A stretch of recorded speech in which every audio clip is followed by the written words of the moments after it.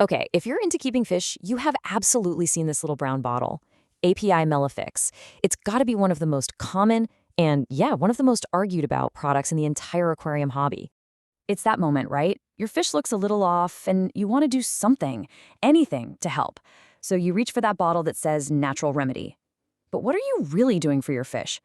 Today, we're going to dive deep into the great Melafix debate. We'll look at the science, we'll look at what fish keepers are saying, and figure out what it all means for you. So, first things first, what is this stuff? Well, the main ingredient is 1% melaleuca oil. Now, a lot of people hear that and think tea tree oil, and you're close. It's actually from a close cousin, the kajupit tree. But at the end of the day, it's a plant extract diluted down and sold as a natural way to fight bacteria. You'll hear this analogy all the time from experienced fish keepers, and honestly, it's a pretty great way to think about it.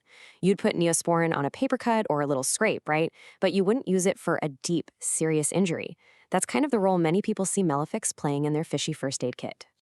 And wow, if you just read the bottle, it sounds like a miracle worker, doesn't it? It says it'll heal wounds, fix fin rot, regrow damaged fins, and on top of all that, it claims it's perfectly safe for all your fish, your plants, your invertebrates, and even the good bacteria in your filter. This is the case for Melafix.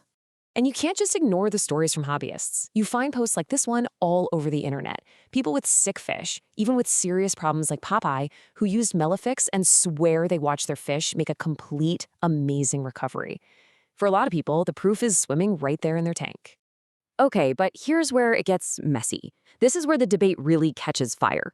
Because when scientists took this stuff into a lab to actually test those claims, the results they got were, well, they were a huge surprise. And it's what fuels that whole snake oil side of the argument. So this is the big one, a peer-reviewed study from 2015. Researchers basically took common fish diseases and put them in a dish with Melafix to see what would happen. And their conclusion was pretty blunt. They found it had no real effect. It didn't kill the bacteria. It didn't even slow it down. So according to the lab coats, as an antibacterial, it's a bust. And the case against Melafix doesn't even stop there. Putting aside whether it works or not, hobbyists themselves have raised two pretty major concerns about the potential harm it could do to specific animals in their tanks. And this lays the conflict out perfectly. The bottle claims it's safe for everybody, but tons of users report that the oil creates the slick on the surface of the water. That's a huge problem for oxygen getting in, especially for fish like bettas or grommis who need to come up and gulp air. And for snails, forget about it.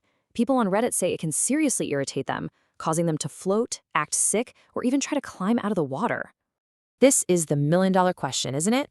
You have a scientific study that says it does nothing to bacteria, and you have thousands of fish keepers who say, I saw it work with my own two eyes. How can both of those things possibly be true? Well, there are a few big theories. The first one is that it's basically a coincidence. The fish's immune system was strong, and it was going to fight off the infection anyway. The second theory, and a lot of experts believe this is the key, is that when we start treating our fish, we also start doing more water changes and paying closer attention. It's that extra care that's the real cure. But there is a third possibility, and it's fascinating. This third idea introduces a word you might not have heard before, vulnerary. It's a term from botanical medicine, and it describes a substance that helps the body heal wounds and regenerate tissue. The important thing is, a vulnerary doesn't actually kill germs, it just helps the body fix itself. Now, what if Melafix isn't an antibacterial at all? What if it's a vulnerary? Suddenly, everything clicks into place. The scientific study was right. It doesn't kill bacteria. And the hobbyists were also right. It helps their fish get better. It's not fighting the infection. It might just be soothing the damaged area and helping the fish's own body regrow those fins and heal that scrape. It's a theory that lets everyone be right. So, knowing all this helps us finally put Melafix in its proper place. Think of it as one tool in your fish aid kit. It's for the minor stuff, scrapes, torn fins, the very first hint of fin rot.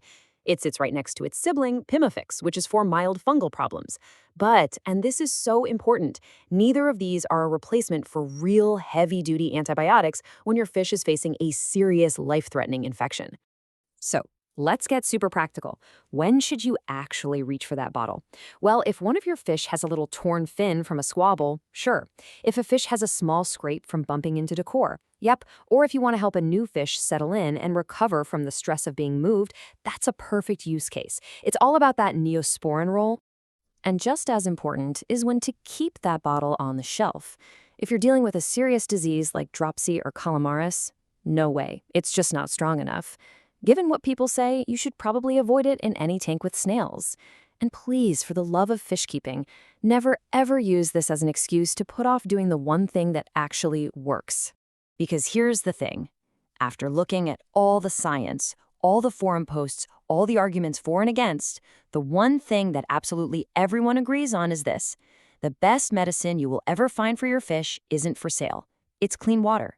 Consistent, regular water changes are the ultimate cure and the ultimate prevention.